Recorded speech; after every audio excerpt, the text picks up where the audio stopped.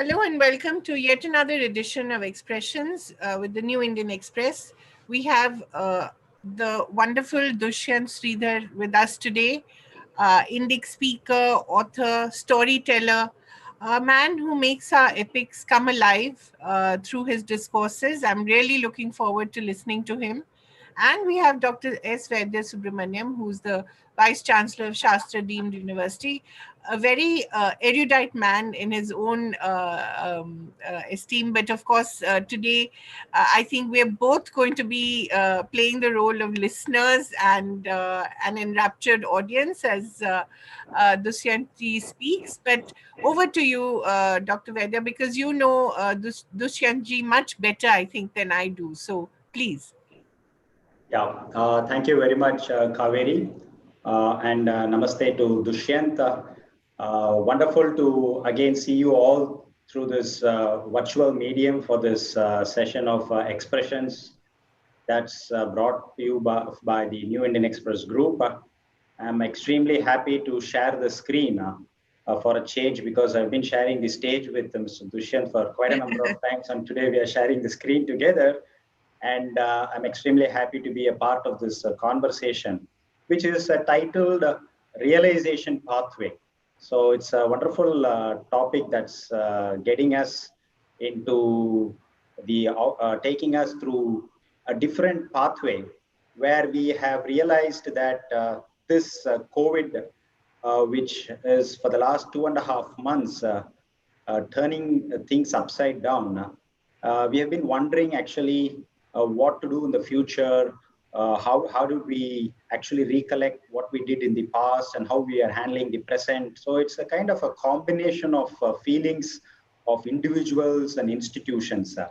And in the process, we have realized that there is a lot of, set of values that we have uncorked, be it at the individual level or at the institutional level. So we are also mindful of the fact that a great country like ours, the civilizational continuum that we have had, it's because that we cherish certain civilizational assets. The bedrock of those civilizational assets or the Indic values that we hold it very close to our heart.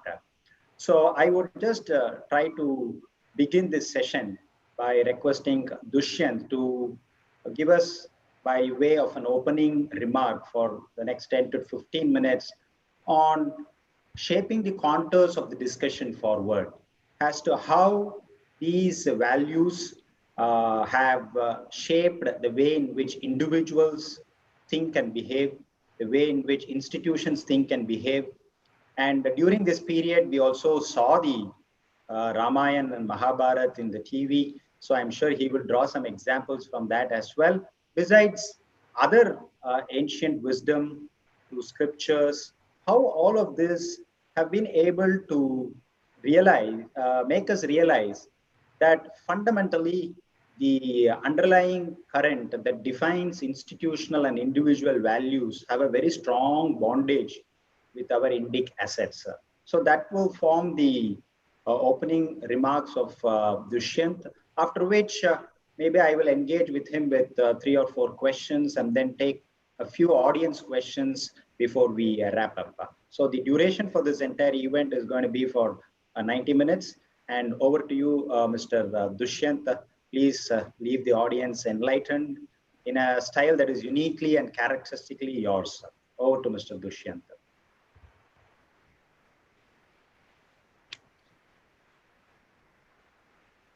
Dushyanth, you are not audible.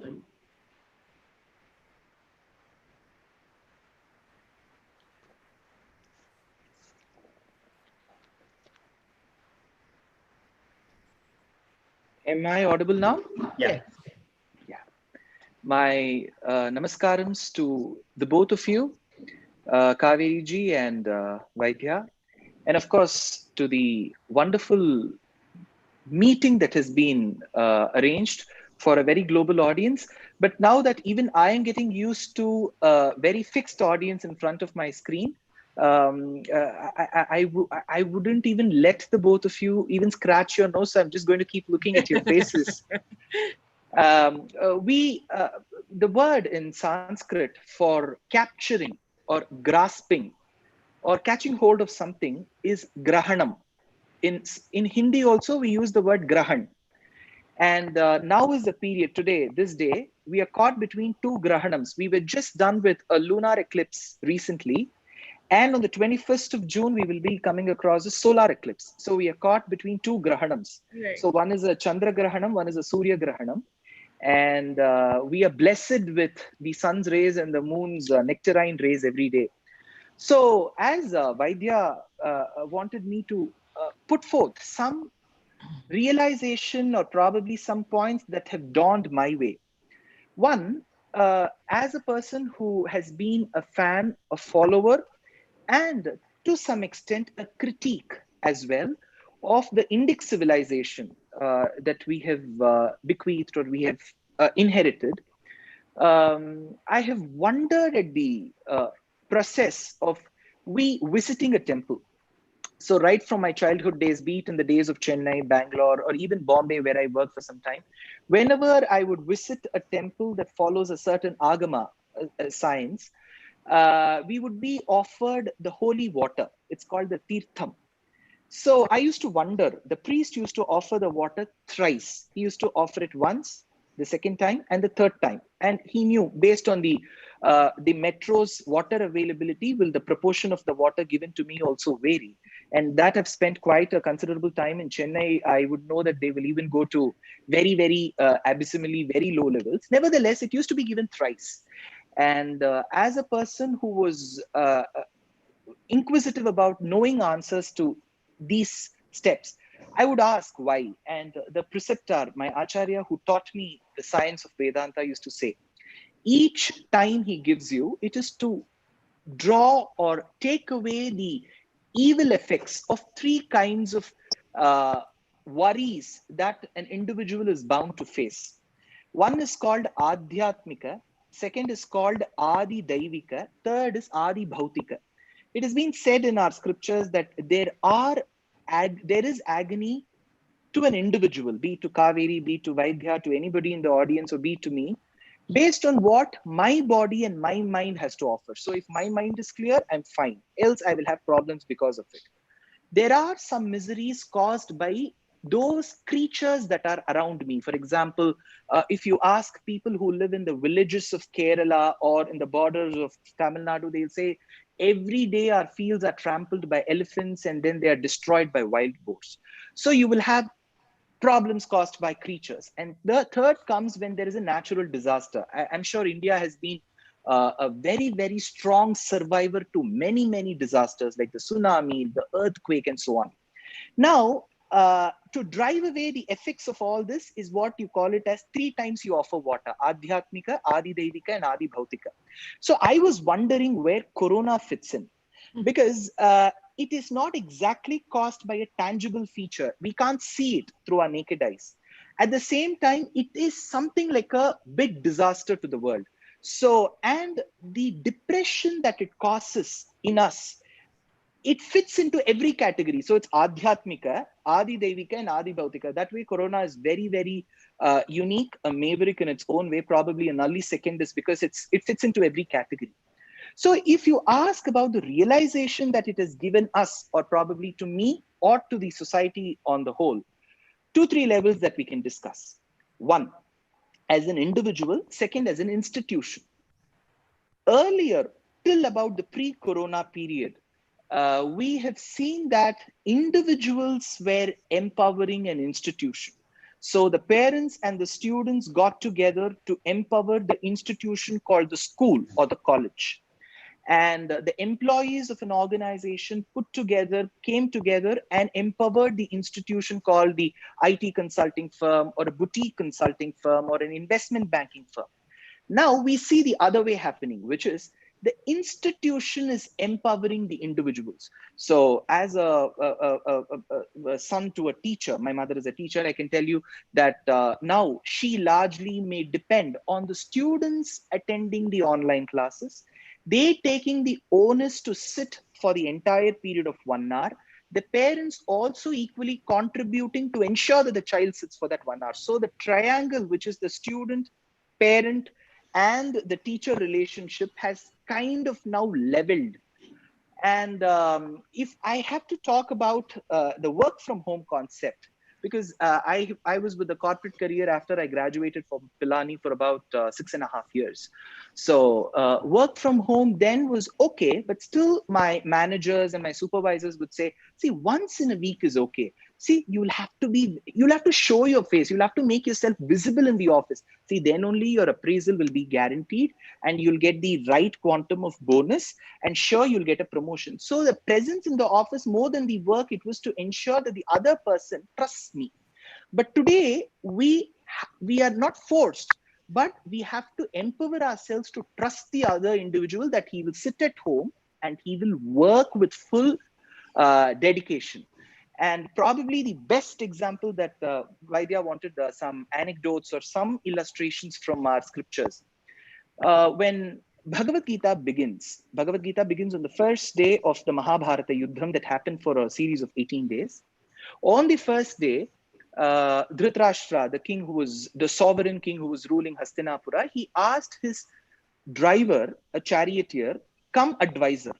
So his name was Sanjaya. So he asked Sanjaya, what's happening between my sons and Pandu's sons? So Bhagavad Gita doesn't begin with the questioner's name. It doesn't begin with Arjuna Vacha. It doesn't begin with Krishna's words, Bhagavan Vacha. It begins with Dhritarashtra Vacha. And Dhritarashtra asks, Dharma Kshetre, Kurukshetre, Samaveta, Yuyutsavaha, Mamaka Pandavaschaiva, Kimakurvata Sanjaya. What is happening?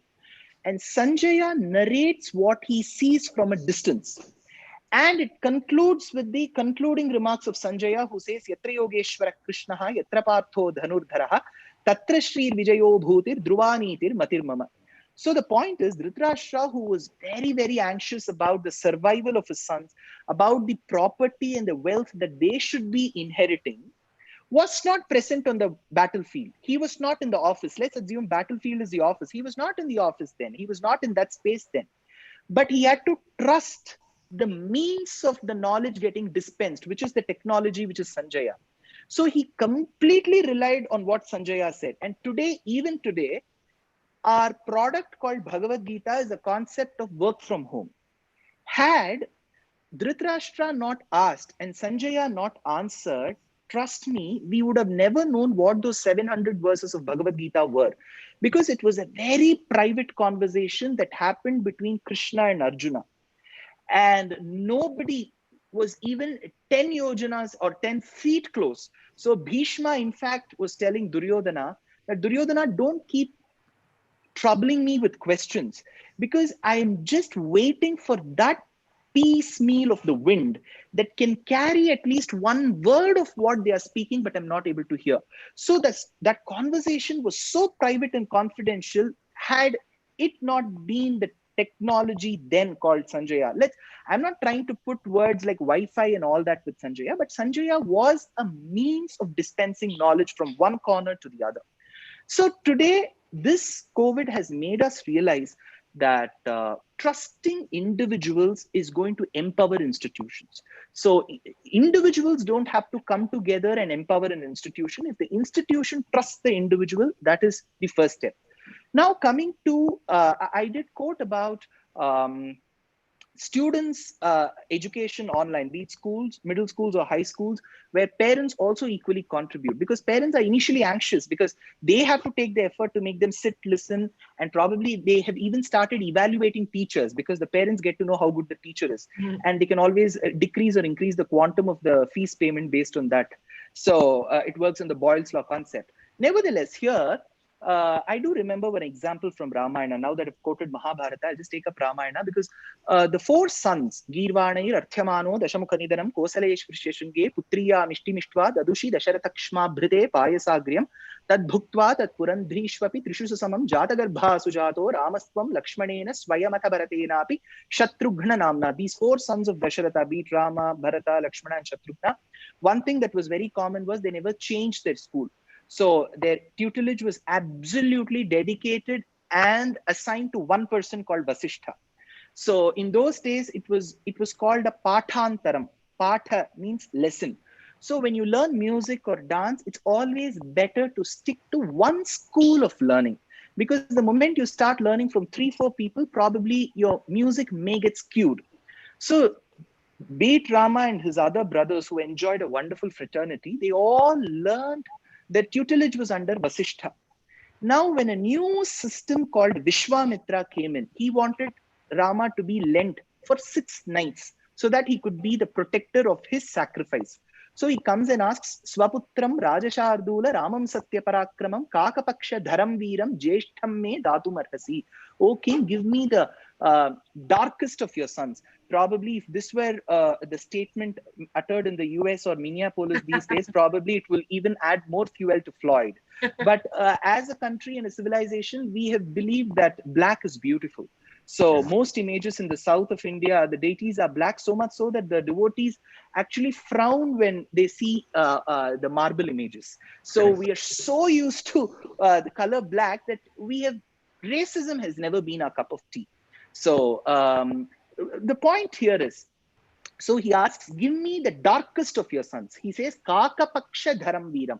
Dasharatha understands, but he's very skeptical. He says, how can I send my son? He's the apple to my eye, and my soul, my Atma rests in him. That's when the original teacher called Vasishtha says, there's no harm in attempting and giving a chance to a new teacher, which is a new system of education.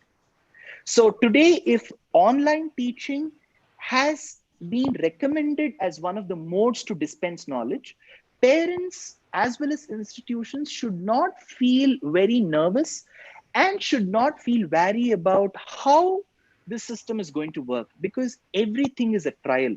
Probably as a country, Kaveree, you will appreciate this. We have had Sanskrit poets immensely from the times of Bhasa, Kalidasa, Magha, Bhartrihari, Bharavi, Dandi. Then we had Bhojaraja, we had Nilakantha Dikshita, Vedanta Deshika, many poets. They all have one thing to say in common. Don't discard something just because it seems new. Don't seem to blindly appreciate and accept just because something is old or ancient. If something is regarded old or ancient, you have the right to question it if you feel the questions should be asked. Something is new, if it is good, accept it. So if online mode of teaching is the order of the day, we have to openly and wholeheartedly support the system. At the same time, to blatantly conclude that this is the only way ahead is going to be a bit problematic, because as human beings, we of course, even if I'm seeing Kaveree today, probably after 6 months I would like to see her in person. I wouldn't just want to keep seeing the person just on my computer. This is also one mode of seeing. That is also one mode of seeing. So while the sons of Dasharatha, namely Rama and Lakshmana, were sent along with Vishwamitra upon the recommendation of Vasishtha, Vasishthopi Mahatejaha, it is the acceptance of a new system of education. Now, another point that I would like to make is with respect to personal hygiene. See, while I used to work in Bombay, and I used to have a group of friends who used to sit with me, and we used to sit and eat. They used to take their spoons and forks and used to put into my plates. And they would want to have the same share of food, but all of us were having the same channa and batura. So nothing would taste better in my plate. Nevertheless, they would, it's always that friendliness that brings in. But my only point even then, that was pre-corona period. And still I would say that I'm ready to share my piece of food with you at the start. But once you are tasting in your spoon, please don't put that spoon into mine. Not because probably they may have a feeling that there is still untouchability in Dushyant's mind. No, it was as simple as hygiene. So in those days, if I would tell my friends, they would say, "Hey, kya bakra hai tu?" Now, even washed plates of somebody else, we don't want to use. So we have reached that stage. In Tamil, Kaveree, there is a saying, "Vecha kudumi, Saracha Motta," which means, which generally implies you take extremes of position. So you either say, I will have food with everybody anywhere, or now we have landed in a situation where we say that I wouldn't even drink in the same tumbler in which you're drinking. So I think we need to maintain that balance. Probably as a civilization, when the country has evolved, it is over a period of time that it gets embellished. So our set of practices, our set of thoughts, everything adds value to it. And it may change and get polished over a period of time. So we can accept the certain practices of the past, make some amends to it, and try to coin a new version. Probably one of the stars, Rajnikant, will like this. So we can have a 2.0 to all these practices. So we need to have versions to it.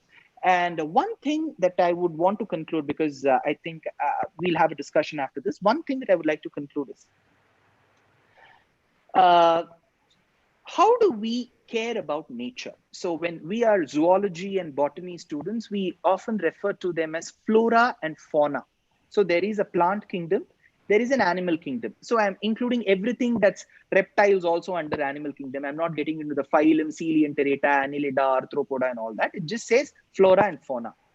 So how can we as individuals be considerate towards it? See, it's often cited or probably misconceived or misinterpreted that Sanatana Dharma, which is today in most application forms written as Hinduism, has been very, very strict and made vegetarianism mandatory. It is a very, very misinterpreted statement, because vegetarianism has never been made mandatory in Sanatana Dharma. So we have had Kshatriyas who have had their fair share of meat after hunting. So probably you can put like this: if one aspires to better spiritual realm, then vegetarianism may be recommended. So there are certain communities who have made it a habit to not consume, but there are certain communities who are absolutely allowed. And in fact, two examples, one from Mahabharata, where we have one person called Dharma Vyadha. The only duty of this person was to dispense what the nuances of dharma is. And he was the butcher in a country called Videha Desha. And as he used to cut pieces of meat, Vyasa and other rishis used to stand in a queue to get their doubts cleared. So that is one. Second thing, when Rama manages to kill the monkey king of Kishkinta called Vali, Vali has a volley of questions to ask. He asks Rama, just because your wife has been kidnapped or abducted, it doesn't mean out of frustration you can kill anybody you see. And I happen to be a monkey. And if you would justify stating that you're a Kshatriya who's allowed to hunt, please consider this, Rama. An elephant is generally poached or hunted for ivory. Certain animals for their hide. Certain animals for the flesh. I don't fall into the flesh category, because I'm sure whatever best of the cuisines you make with monkey flesh, I'm sure it's not going to taste good. I don't have ivory. I don't have the nails to make ornaments of. I have nothing in me. Why have you killed? So he says one statement in Ramayana, Pancha Panchanakaha Bhakshya. Shastras have said that five-nailed, 5 animals alone can be consumed by non-vegetarians. I, as a monkey, don't fall into this category. Why did you kill? So this conversation, I've brought it into picture because ultimately our care for nature has been very, very minimal. Whether we would like to attribute this entire pandemic to one laboratory or to one city, that's different. But we have been very, very asympathetic towards animals in the long run.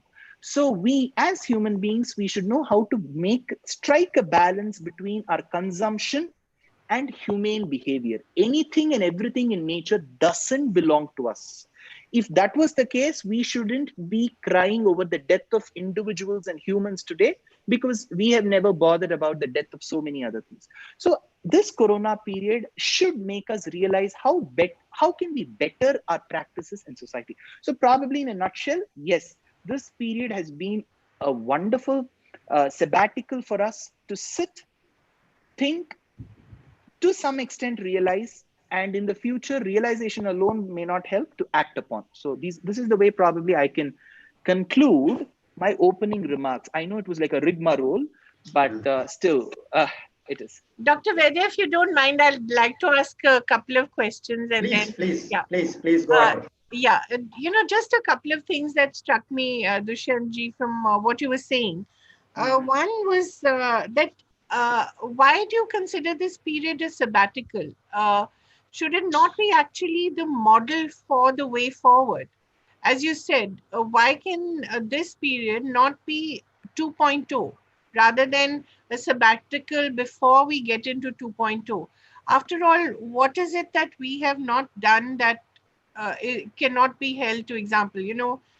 We worked diligently from home. We have lived with much less than we used to. We've rediscovered how to be frugal. We have rediscovered balance in our lives. We have rediscovered the value of family, of friends. There are so many things that we have done, which actually we should now just make it a part of our lives. So I wanted to ask you, instead of a sabbatical, would you not consider this to be the model for the way forward? Kaveree, you are right in a way when you say this is a period for us to think and act upon and not to relax. So that's what you say, that don't call it a sabbatical Yeah, where we've withdrawn ourselves.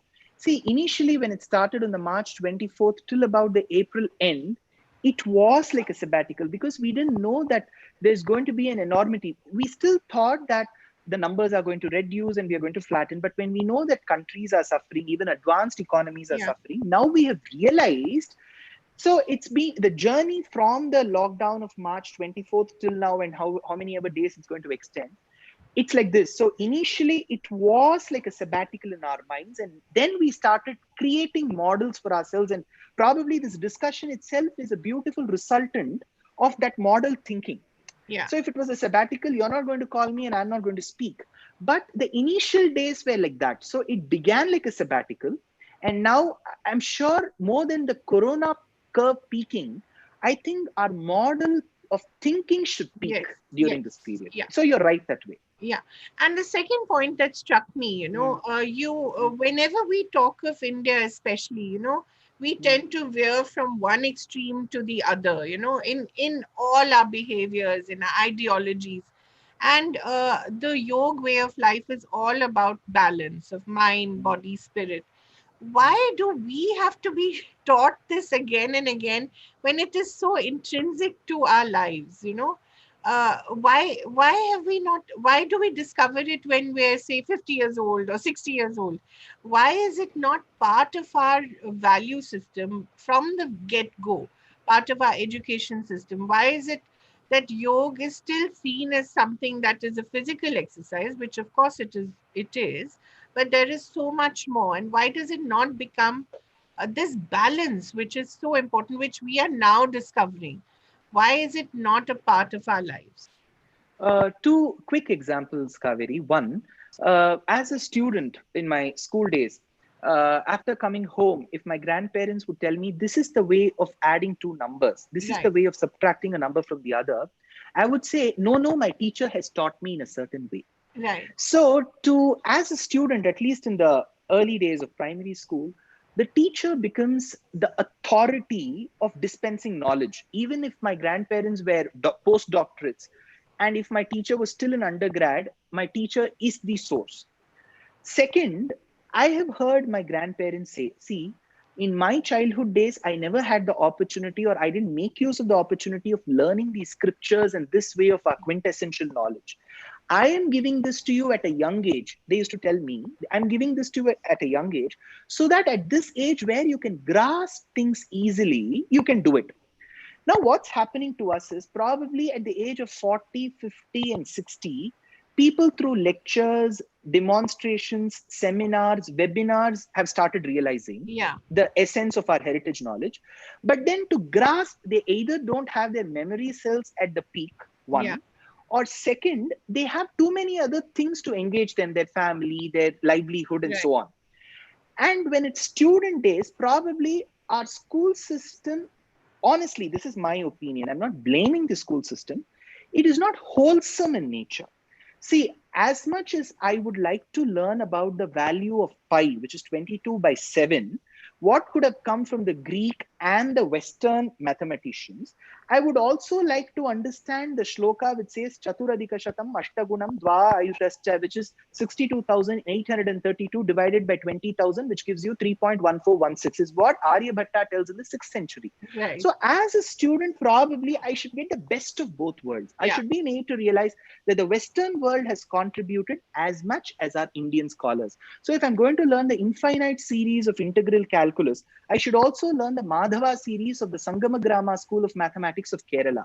So I honestly feel, if your question about why should we be taught again, why should that be reiterated again, I feel the education system has to be slightly tweaked. If I say it should be added, nothing has to be deleted, just addition. That little addition will help us create many, many generations of realized souls, rather than sitting on their heads in the age of 50 and 60 and telling them there's going to be no change there. Yeah, absolutely. I agree with you. And you know, the children by the time have already grown up. You have a new generation which knows even less than the previous generation.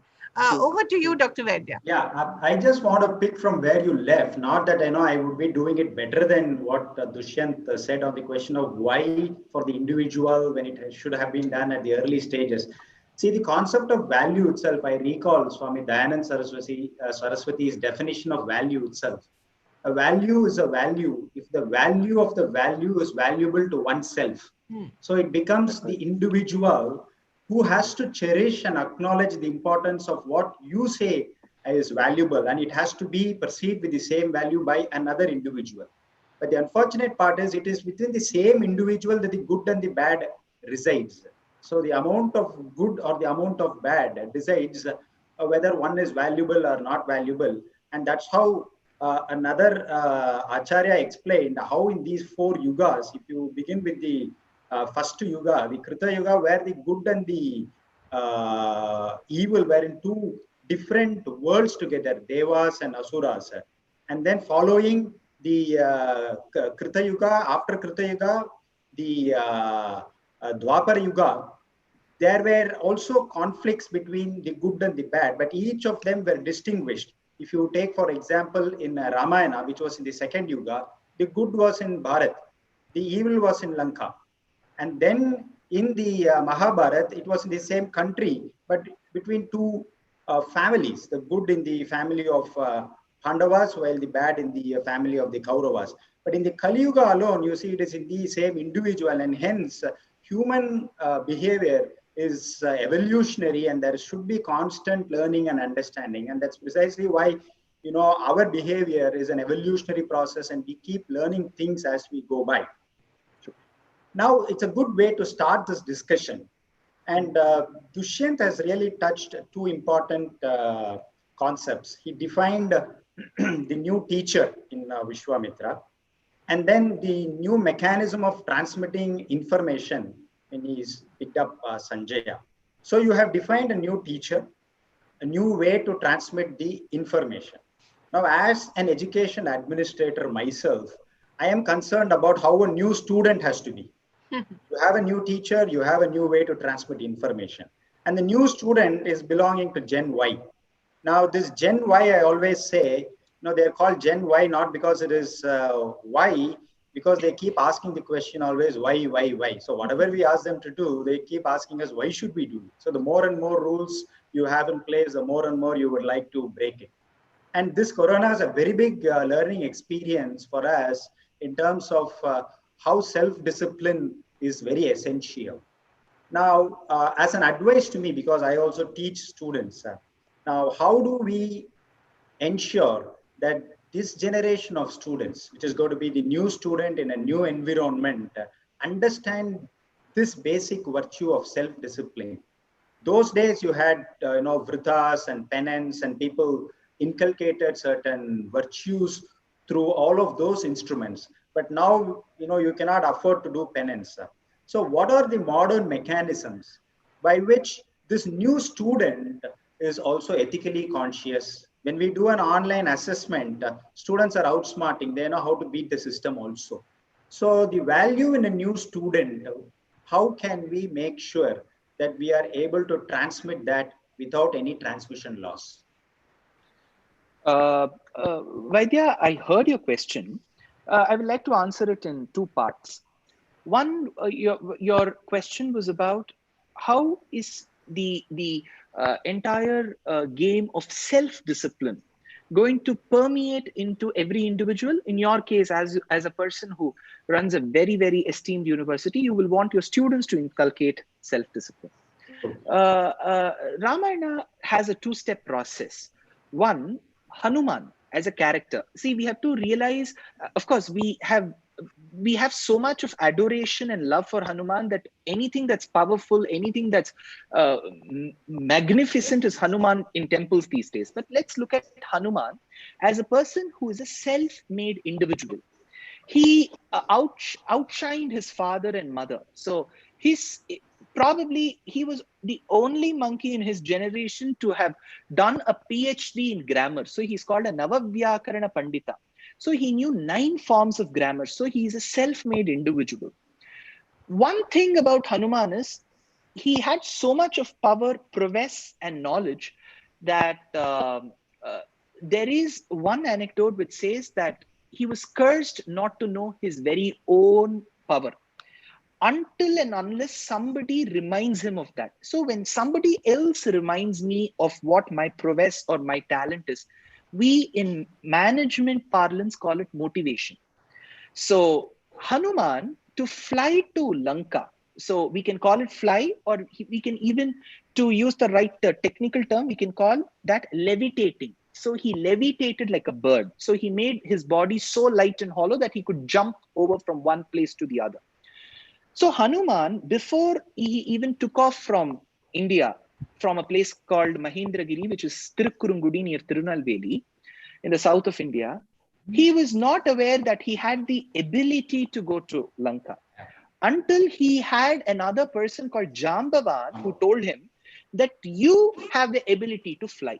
Right. So this was enough for Hanuman to get all the lost power back, and he could fly. Once he reaches Lanka, because his only mission was to search Sita, and the beauty about Hanuman is he has never seen a human lady, forget Sita. So his only identification was that she will be different from the general male and she will have a tail. Because the only women he has seen is Ruma and Tara, the wives of Vali and Sugriva. So he hasn't had a profile pic of Sita, nothing before. So he goes on to Lanka, searching for Sita, room after room, harem after harem. At one point in time, in Valmiki's Ramayana, there is a juncture where Hanuman says, I'm going to commit suicide. So he comes to a conclusion where he says that I'm going to commit suicide. The person whom we adore, revere, and deify is saying that I'm going to commit suicide. Right. The very next second after he pre-concludes that he's going to commit suicide, then he thinks, see, if I'm going to commit suicide, one day or the other, with the stink, the foul, probably we had a foul that came from Ghatkopar and Chandivali yesterday. So the foul smell that would emanate from my decaying body will make people realize, and probably this information will reach India. And the moment Sugriva gets to know that his best advisor called as Hanuman is dead, he may also die of an attack. When Sugriva dies of an attack, his closest MOU friend, Memorandum of Understanding friend, Rama will also die. So if Rama dies, Lakshmana will die. So there are about 20 verses in Ramayana where Hanuman thinks, what will be the repercussions if I do this? Right. Then what he does is, he says, I will motivate myself. So he says that I will search Sita now. See, the first step was he needed Jambavan to motivate him. Second is where he motivated himself. Likewise, self-discipline to a very small extent can be taught by you or any other institution. It is left to the individual to realize and practice it. If the individual fails to realize even after these pandemic times, we have to live with it. He has to live with it, and we have to live with such people in the society. The society is not going to get idealistic in the days to come. Yeah. Probably it may get topsy-turvy, but self-discipline is absolutely a third-person motivation and self-motivation. Right. So what you're doing is a marvel. Please continue doing it towards the beneficiaries of your institution, but don't even worry if that may not be permeating into them, because that's their karma. We leave it there. So I'm not going to have a course with a syllabus on self-discipline and then push it for a 3-credit course with exams and all of that stuff. I will just make students realize its importance and then leave it as a third-party intervening variable. The other part that you also touched so beautifully in your opening remarks is that you cannot discard anything because it is new, nor can you ignore anything because it is old. And again, we have a COVID experience on that, where, on one extreme, we have modern science working very hard to come out with a vaccine. On the other extreme, we also have the ancient wisdom through our Siddha and Ayurveda combinations, also trying to come out with a prescriptive cure for COVID. And both of these, run on parallel tracks, and both are necessary to ensure that this train of knowledge keeps going in a balanced way. Now, moving forward, how do you think that we have to realize the fact that both are necessary, both need to coexist? There is as much as good in both, that somewhere, though the parallel tracks don't meet, the knowledge resources converge at some point, and we'll have to appreciate the convergence of modern science and ancient wisdom. Do you think that's possible? Uh, a question that has been very beautifully coined and articulated by you. Before I could just answer this question, a kind of a disclaimer that I would like to state, because this answer requires this disclaimer. We as a society, I can't comment about a lot of other nationalities. I have had the opportunity to address a lot of countries and their nationalities, but pertaining to the nationality or the country where we live in with our society, I can say that we have been infatuated with certain way of speaking and acting. Imagine if the same conversation were to be done in a language that you and I speak, for example, Tamil. Probably a set of students who go to the international schools and deemed and the very good universities may think, just because it's in a regional language, these people will not be able to speak in English. So English has become a benchmark for us for anything which is right, scientific, and sophisticated. One. And second thing is, we look at the external features. So suppose if I'm going to carry a mark on my forehead, like how you and I do, I will be conceived as a person who's absolutely religious, fundamentalist in nature, ready to pick up arms or fight or troll anybody. This is how people may think. But I will have 100 questions on our own scriptures. They may not realize. So we have had a certain picture that we create out of people. Only if that goes will we be able to appreciate modern science and medicine and ancient Ayurveda with equal poise. Because today, if a person says, Ayurveda says, take pepper powder, little curcumin longasta, which is turmeric, little jeera, boil them with water and consume, and this will help you develop immunity. If my grandmother says this, probably I have a misconception because she has not crossed her 8th standard. So I believe what she says is wrong. Whereas when the same thing comes from an ICMR of the best of the epidemiologists, see what they are saying. So our concept is not knowledge. We look at the knowledge giver. We start looking at who is dispensing that knowledge. Only if we unlearn the process of that will we be able to learn. So when I keep telling my audience or suggesting my audience to learn something good, we should learn how to unlearn what we have learned bad. So when there is so much of things that is, so we have various modes of dispensing. Ultimately, we are looking to nature for solution, raw nature. So raw herbs, raw shrubs, raw plants, raw seeds, raw fruits. This is what we are looking at solution. Anything, we begin from Ayurveda till Siddha, all of these ancient modes of helping patients is largely preventive in nature. It is not to a large extent curative in nature. Suppose I have a corona patient today.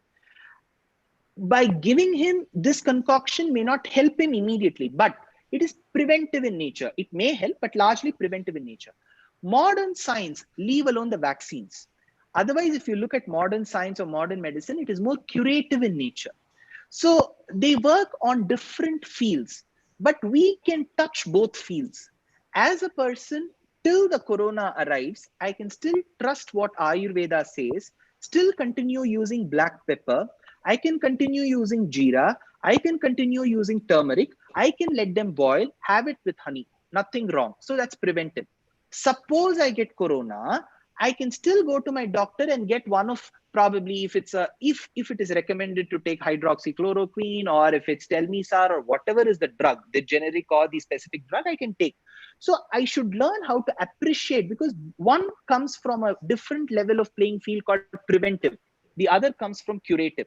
Even if it is vaccines, which are generally taught to us as being preventive in nature, we will be, any prudent, very, very careful doctor will always say, I have given you the vaccine for typhoid. It doesn't mean you will never get typhoid. Every doctor will say that you may still get typhoid, but it may not be with a high intensity. So probably modern medicine and ancient medicine, which we akin to Ayurveda and Siddha, should be treated with equal poise. Nothing should be disregarded. At the same time, if time being the doctor says, take this medicine, I should take. And until corona affects us, there's absolutely no harm in following some recommended concoctions for corona. So I feel it's one's attitude towards learning and accepting new things, Vaidya. May I just ask one question here, Yeah. Dushyanth? Oh, sure. One of the things that struck us during the lockdown, and a lot of people commented on it, was the discipline with which most people adhered to it. By and large, we as a society showed some remarkable discipline, which we are not particularly known for. Would you agree with that? And how do you assess that? Is that something ingrained in us? Because we don't normally show that level of discipline, do we? Yeah, and I have a firm belief that in the months to come, we will still not continue showing that discipline. Because discipline is something that is a quality that should come from within us, Right. with the due regard to discipline, not Right. to our life. Right. See, I feel whatever steps we take with social distancing and not spitting and maintaining distances, all this is with the absolute fear that what if corona comes to me? Right. My life matters a lot. Actually, it may not to a large extent, but still I have an opinion that my life matters a lot to this world. And what will happen to the entire ecosystem of this world if I die? Everything will stop. I'm completely indispensable. So this is the thought that I have. So I feel the discipline that we are seeing today in the society may seem good, but that's absolutely an illusionary or a superficial layer of that we are seeing. It's not coming out of, to a large extent, maybe to some extent it would have changed in some, but it is coming out of fear for survival in life. Right. I feel if and only when a person realizes that, let's assume there's the corona curve is going to get flattened. Right. Should the person stop spitting on the ground or not? Right. Simple. Yeah. So that should still continue. See, Yeah. my value for nature is immaterial of whether there's corona or no corona. Right. So only if these practices continue with us or within us towards our society, even after we have flattened the curve of corona, can we say that as a society we have matured to an extent. Otherwise, I feel it's absolutely the fear for survival and not discipline at all. Just an additional question, sorry. You talked about karma, and everybody, of course, has their own karma. Yet, India and Indians tend to be so judgmental. We think that that person is bad or that person is good, but actually he or she is just following his own karma. That may be that person's karma to be like that. True. So why have we become so judgmental? Though we know this intrinsically, yet we have become so judgmental of each other. See, today we say that we as Indians who have followed this Indian civilization have believed in karma. And why do we do this? My honest opinion is we are not doing anything much to empower ourselves with that knowledge. Right. Being in India or being in Chennai or being in Bangalore doesn't mean I'm harnessing that knowledge. Knowledge is in the air. I am not making use of it. See, how many of us even try to look at books that speak about the ancient practices? How should my approach to myself and to a person like Kaveree be? So everything goes on misconceptions and prejudices. So I feel living in a country or living in a subcontinent doesn't mean I naturally inherit that knowledge, unless and until I take efforts to get that knowledge. Point number one. And point number two, as a civilization and largely as Sanatana Dharma and the inbuilt different philosophies like Advaita, Visishta Advaita, Dvaita, Bheda Bheda, Achintya Bheda Bheda, which is dualism, qualified non-dualism. And we have theologies like Vaishnavism, Shaivism, Shaktism, and so on. All these have wonderful scriptures and wonderful practitioners. And each of these, however different they are in their tenets, they have all addressed an individual. We should remember, Sanatana Dharma addresses an individual. It doesn't address the society because it believes that if Kaveree as an individual changes, if Vaidhya as an individual changes, if Dushyant as an individual changes, where is the need for me to address the society? Because we three make the society. So it is the individual's efforts to harness knowledge, realize, and work upon it. So I feel in the last few years, our attention has been grabbed upon certain other things. I wouldn't call them detrimental, but certain irrelevant, unwarranted things that may have taken us from the knowledge of the past, because India as a subcontinent, as a civilization, has never been judgmental of any religion, any community, any caste. Had it been the case, we wouldn't have the oldest mosque in India of the 7th century. Right. We wouldn't have the Jews taking asylum in India. We wouldn't have the Israeli constitution thanking India for having been very considerate and benevolent towards the Jews. Right. We wouldn't have Buddhism. Buddhism and Hinduism, remember, in tenets, we are deadly opposite each other. Right. But today we've gotten so friendly that we accept Buddha, who propagated that religion, as one of the incarnations of Vishnu. Right. So Arkaha, Vajasanihi, Shringi, Jayantaha, Sarva Vijayi, these are the names that come in Vishnu Sahasranama that denote Buddha. And Mahavira, whom Jainism appreciates, and Jainism and Hinduism are absolutely diametrically opposite. Right. But today, if I visit a Belur and a Halebeedu temple of the Hoysala architecture in Karnataka, I make it a point to visit the Gomateshwara and Shravana Belagula, who belongs to Mahavira period.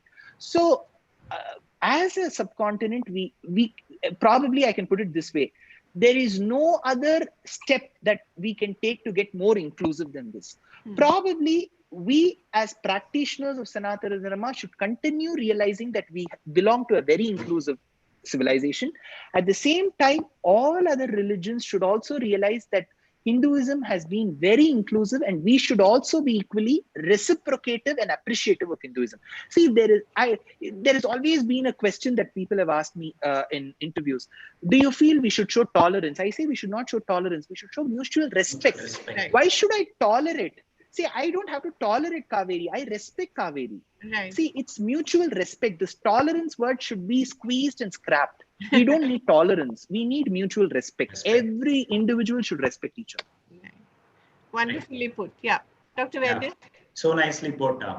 My next question is again, you see this period we have seen followers of different faith, Yeah. internalizing their mode of worship. We saw major events happening through this lockdown period. That makes us to also ask this question, and also on my personal experience, my father, aged relatives not being able to go to temples, but then we have found out new ways of reaching out to God. My kids have found new ways to learn new things in praise of the Lord and all of that. And since you rightly said Sanatana Dharma addresses the individual, now during this time, how much do you think that internalization process will help us in also understanding newer ways to reach to the Almighty, the Supreme? Has this given us new opportunities to worship the Lord in different forms? Are there any evidences to prove from the ancient scriptures that God can be reached in different forms? So if that's the case, the way in which, just as education, the way in which knowledge is getting transacted is changing. How are we, as somebody who would love to always go to temples, we definitely would want to go to temples again. But how is the future behavior of individuals going to get characterized when it comes to reaching out to God? Do you have any piece of advice to us? Okay. Vaidya, just one or two pieces of information that I would like to share about general temple worship. When I say temples, I have absolutely equal respect towards other Correct. Correct. places of worship, be it the church or the mosque. Though I may not visit them often, I have equal respect for their followers. Now, coming to temples, where my piece of research and practices. Temples were first of all constructed from the earliest temples we know of, probably from the 1st, 2nd century, 6th century, during the Pallava period, Gupta period, Mauryan period, and then we come to the Chola, Pallava, Hoysala, Rashtrakuta, Chalukya, Kakatiya period. Temples were never meant as places of worship. Temples were meant as a congregation of various cultural activities. So if you wanted to attend a dance concert, it was in a temple. So there was a mandapa constructed for a dance recital. If you wanted to attend to the music concert, it used to happen in a temple. If you wanted the priests who have practiced Vedic hymns for years together, sit and recite Vedam together, it was in temples.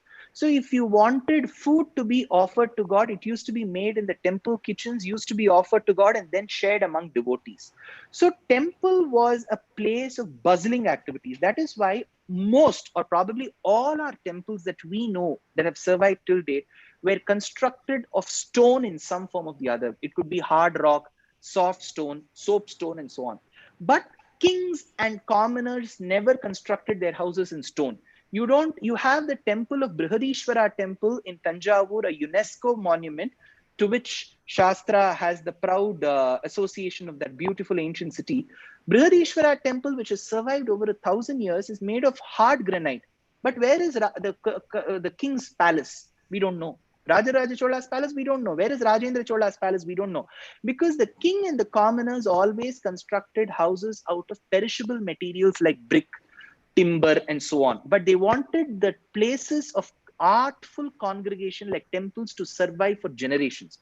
So for us, temples are never meant for worship. But today, sadly, most paper articles, they say temples are open for worship because in the last 100 years, the only thing that we feel that temples do is only worship.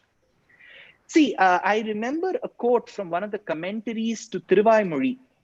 Thiruvaimozhi is the essence Kaveree may be able to appreciate, because most part of India will follows the Tamil, the Sanskrit Veda, like Tamil Nadu. But Tamil also, having had the proud lineage of being one of the very, very old languages, has the association of a saint called Nammalvar called Shatakopa. And he gave a work called Thiruvaimozhi, which is the essence of Samaveda of Sanskrit. So to that work, which has been given maybe years, thousands of years back, we have had commentaries. A commentary 900 years before, probably of the 10th and the 11th century, the commentator makes a beautiful remark. He says that when we enter temple, what is our outlook towards the temple? He says, Pirar Kovilukul Nuraindal, Kovil is Srirangam, Kovilukul Nuraindal, if people get inside the temple, Kudirai Vottam Voduma Pole Voduvar, like horses that have been left out of the stable, that they will keep running towards the sanctum sanctorum, have a glimpse, a darshan of the Lord and return. Whereas the commentator continues, Anal Bhattarum Narayur Nambiyum Tunai Patrasaga Kulvar. There were two people whom he illustrates. One is Parashara Bhatta and second is Narayur Nambi. He says, they are people, even before going to the sanctum sanctorum, they will embrace every pillar which is a piece of art. So even 900 years before, there was a section of society that thought temples were only meant for worship. They never appreciated nature. They never appreciated the architecture. But we had one small population then which used to appreciate the temple's architecture. So our motto towards temples should not be towards worship. Nevertheless, to your question, has this Corona period taught us the lesson? As a civilization, I can proudly say, Kaveree can proudly vouch, and you can say, we have very strongly believed that God is everywhere. Simple. There ends the point. So that Sarvajñatvam, Sarvavyapyatvam, and Sarvashaktitvam, omniscient, omnipresent, omnipotent, has been completely realized. The anecdote of Prahlada saying that God is everywhere, Sarvatra asti, sada asti, and then God coming out as a man lion out of the pillar is a blatant and a glittering example of the omniscience of the Lord. But the moment I say this, there are many, many complicated questions that come. When I go to my washroom and sit on the commode, is God in the commode? First question, because I am sure people are going to ask me this question. One, if God is everywhere, is God present inside the coronavirus? Because if we say God is present everywhere, ideally he must be present inside the pathogen virus. If we say yes, then the problem is, how can God who is present in the virus cause so much of agony? So these are the questions that come. That is where there is a very concluding remark made by our Shastras. God is present everywhere, no doubt, underline, but he's untouched by the characteristics of that object. That's very, very clear. Suppose he's present inside Vaidya and Vaidya has 10 vices. Those vices will not affect him. He is there within you, but remains untouched. He is within the corona, but the evil aspect of corona is something that is not attributed to him. Just like how I may consume a sweet, let's assume the Kalakand or the Tirunelveli halwa of the south, that is so sticky. It sticks to my hands, it sticks to my legs, it sticks on my lips, but it doesn't stick to my tongue. So, like how it remains untouched with the greasiness of the halwa, God is present everywhere, but remains untouched by the blemishes of that object. So, this corona period has, of course, given us the knowledge that God is present everywhere. So, even sitting at home, I can do my namaz. Sitting at home, I can offer my Mark, Matthew, Luke, and John from the New Testament. I can sit at home and recite Tevaram and Trivasakam and Vishnu Sahasranamam, no doubt. But as a civilization, we have built temples not to demean this concept, but we have always believed temples have been a places of artful congregations. So my opinion is, after the corona period, when things start slowly returning to normalcy, I will want to come to Tanjavur and visit Brihadeeswarar temple. At the same time, that is not to defy the fact that God is not everywhere. He's still in my house as much as he's in Brihadeeswarar temple. So this Also corona appreciate period the is a answer. realization. Yeah. Thank you. Kaveree, do you have any audience questions that you want to ask now? No, I don't have any, but I had one question here. Of course, Dushyant must have been asked this 500,000 times, but this is something that I always feel very strongly about. Mm. How does God tell us to handle suffering? We know that there is suffering. We know that there's so much pain, and we've seen it during this coronavirus, especially. We see so much agony on the streets and even amongst ourselves. How do we best handle this agony, both within us and outside us, the suffering? The I'm neither going to give a solution nor a justification. Yeah, But as you've rightly said, this is a question time and again people have asked me, and I have also asked the teachers who have dispensed knowledge to me. right. So whether the answer sounds convincing enough or not, at times the answer could be so brutally truthful that it may seem as unmerciful, like the Merchant of Venice, where a pound of flesh closest to the heart Yeah, without a drop of blood was asked. right. So, with all these disclaimers, I would just like to say your question was, with so much of sufferings around, right? Hinduism, Sanatana Dharma has a very clear statement. It says, only through sufferings you can wash away your sins. Right. So, in fact, our predecessors who have been our icons like Adi Shankara, Ramanuja, Madhvacharya, Vedanta Deshika, and many, many people who have lived in the across the country, they have one thing to say, which is, when sufferings come to us, it seems we should welcome them. Yeah. See, it seems so impractical and so asympathetic. See, Right. probably to a migrant worker today who doesn't know how to go from one place to the other, and I Yeah. say, see, welcome the suffering, Yeah. he's not going to like me and my statement. Yeah. But probably when the same person gets a piece of meal from some good, because this period, Kaveree, I'm going to tell you, beyond a lot of other things, it has brought us together as a wonderful Yeah. society. Yeah. See, when Rama had left Ayodhya along with Sita, he was an aristocrat. He was the platinum spooned child of Dasharatha. And when he comes to forest, he makes friends with Guha, who has never had the habit of bathing. He Right. makes friends with Sugriva, who's a monkey. He makes friends with Vibhishana, who's the estranged brother of Ravana. So he didn't look at the financial status, he didn't look at the caste, he didn't look at their practices. So in times of distress, the society comes together, and we should be hopeful it stays together. So that is a very wonderful thing that we have done. But the point is, if I tell a migrant worker now, welcome suffering, he's not going to do that. But probably 2-3 months later, when I visit the same migrant worker and I kind of talk to him, he will say, see, now I was getting food for last 2 years, and those 10 days were enough for my family to realize how important is the value of saving, Kaveree. Yeah. See, not that migrant workers don't get that extra 10 rupees to save. If you look at the alcoholic conditions of families in our country, they earn that very night, they drink, and there is atrocities meted in the family. Right. Probably had they saved that 10 rupees every day for 350 days, 3,500 would have got saved.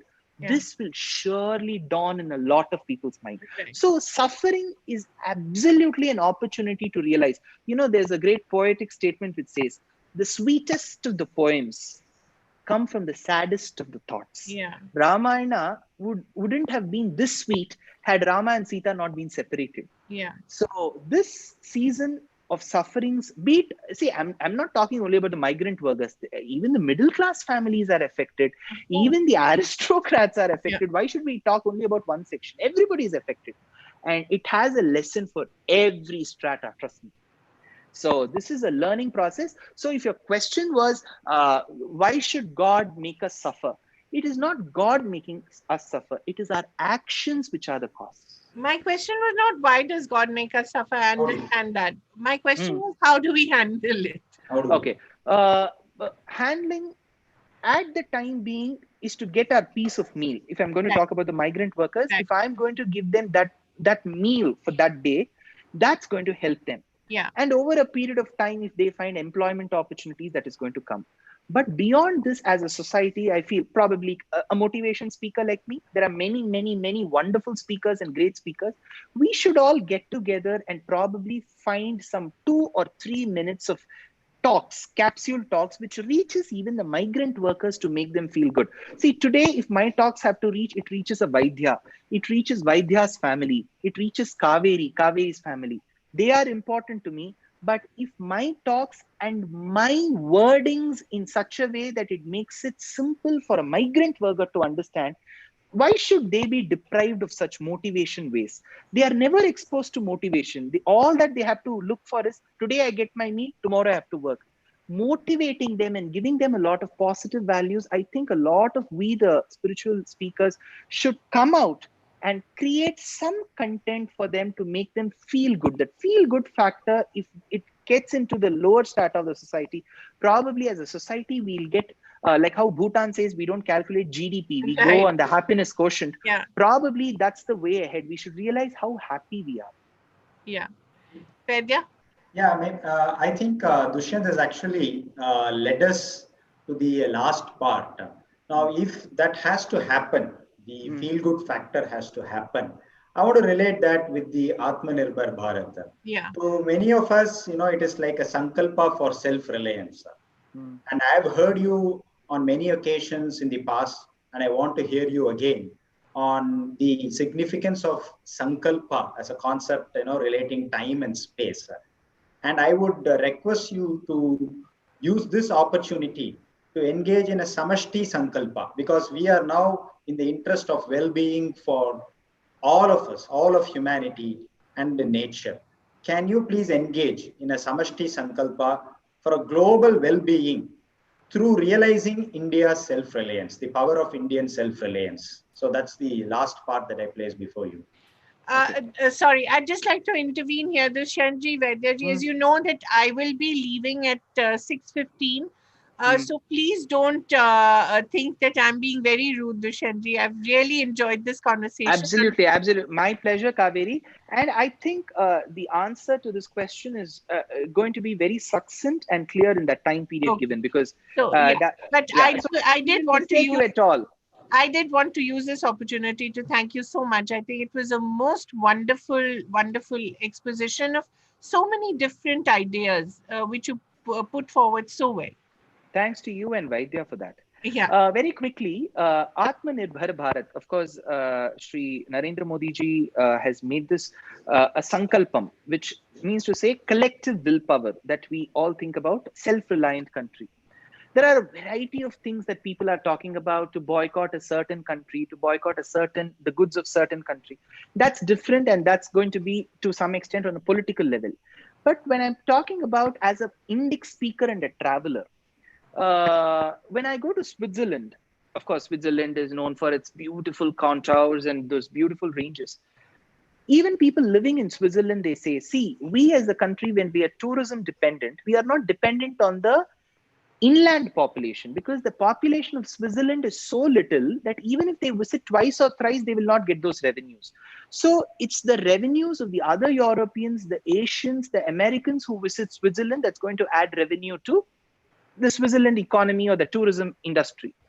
In India, we don't, when I say we don't, it essentially means that the domestic population is so very high that even if Kaveree visits Mahabalipuram and she takes 4 people along, Vaidya takes 4 people to Tanjavur, I'm sure our tourism industry is going to face the best of the times. So now people are worried, oh, the international fights haven't begun. So how will I visit Phuket and Siam Reap in Cambodia? That's not my problem. My problem is I have to visit the beautiful hills of Tripura. I have to visit the beautiful temples of Puri and Jagannath. So our land is infested with architectural marvels. So if Atmanirbhar Bharat has to begin, probably you can say we need manufacturing facilities of 10,000 cell phones. All that is there. The easiest thing that we can do is visit the closest archaeological spot. If we start doing that, India has 1.4 billion population, 3.5 times of, even 4 times that of US. And we start visiting, look at the amount of value we are going to add to our places. So my thought for Atmanirbhar Bharat is simply appreciating the contours of our own country, not to depreciate any other country, but to appreciate our country. And very quickly to the Sankalpa, space and time. Space is Akasham. Anything that's open is space, Akasham for us. And in Sanskrit, there is a term, Ghatakasham. Ghatam is pot. Space within a pot is referred to as the space of the pot. It's called Ghatakasham. So space is the place where we live in. Probably you may be living in Chennai, I could be living in Bangalore. Now that is space. Time. So we are in 2020. A lot of them say, don't even say the word 2020. That's so we are caught between 2019 and 21, if I can make it technically correct. So we are in a certain time period. So this time period and space is a resultant of we inheriting this from our past. So to probably put that in a graph of space and time is where we have this concept called Sankalpa in Sanskrit. So it goes like this. We start with who is the creator. We say Adya Brahmanaha, the one who has taken the efforts to put all these beautiful pieces of nature together. That Brahma, Adya Brahmanaha. And that Brahma has a period of 100 years. So the first 50 and second 50. So in the current Brahma's second 50th year, we are there. Dvitiya Parardhe, in the second 50th year. And in those 50 years, every year of Brahma has the same number of days, 365 days, whatever we talk about, it has the same number of days. But the length of the day varies. What happens is we have the 60 seconds that make a minute, 60 minutes that make an hour, 24 hours that make a complete day. So 365 such days make 1 year. 4,32,000 such years make Kali Yuga. Twice that, which is 8,64,000 years, makes Dwapara. 3 times that is Treta. 4 times that is Krita. So 4 plus 3 plus 2 plus 1, which is 10, into 4,32,000 years, 43,20,000 years is a term called as Chatur Yugam. 4 yugas together is called Chatur Yugam. That is 43,20,000 years. 1,000 such Chatur Yugams make the daytime for Brahma. 1,000 such Chatur Yugams make the night for Brahma. So 2,000 such periods make it the entire day for him. Likewise, there should be 365 days, and likewise, there should be 100 years for him. So there we say, Dvitiya Parardhe, Shvetavaraha Kalpe, Vaivasvata Manvantari. The entire period of 1,000 Manvantaras is ruled by 14 supervisors. We are in the 7th supervisor, who's the sun, called Vivaswan. So in that 71 Chaturyugas, we are in the 28th Chaturyuga, Ashtavimshati Tame. And in that Chaturyuga, we are in the Kali Yuga. In Kali Yuga, we have crossed we are in the first quarter. So we are in the 1,08,000th quarter, of which 5,000 years are gone. So we say Kali Yuge, Prathame Pade, Jambu Dvipe, Bharatavarshe, Bharatakande, Meroho Dakshine Parshve. Meru is a mountain that we take as our benchmark. Meru is generally regarded as the Pamir Hills around the Karakoram range, north of Kashmir and Pakistan and Afghanistan. So we are south of that. So we say Meroho Dakshine Parshve. Then we pray to the Almighty that I am now located in this space and time. Please give peace to this society, to this world, sans any discrimination of religion, caste, community, belief, and let there be peace restored through this beautiful conversation arranged by Kaveree and Vaidya. And thanks to the New Indian Express Group and Shastra for having brought this discussion together. And let there be peace over a period of time in the minds of people who have been agonized to a large extent. Yeah. And I'm sure this discussion is going to kind of at least motivate to some extent a listener, whoever is going to listen or going to watch this episode. Yeah. Thank you so much. Vaidya, over to you. Thank you. I'm done. I'm just going to thank Dushyanth as well as Kaveree and the New Indian Express Group for putting together such a wonderful program. This program titled Expressions has clearly expressed in a very, very nice way, and finally concluded with a very touching message that calls for peace, for the global well-being. And I'm sure we are all going to bounce back stronger. So thank you very much, Dushyanth Sridhar, for your time. Thank and you. thank you, Kaveree, Thank for you staying so here. much. Thank you. Pleasure. Thank you. Namaste.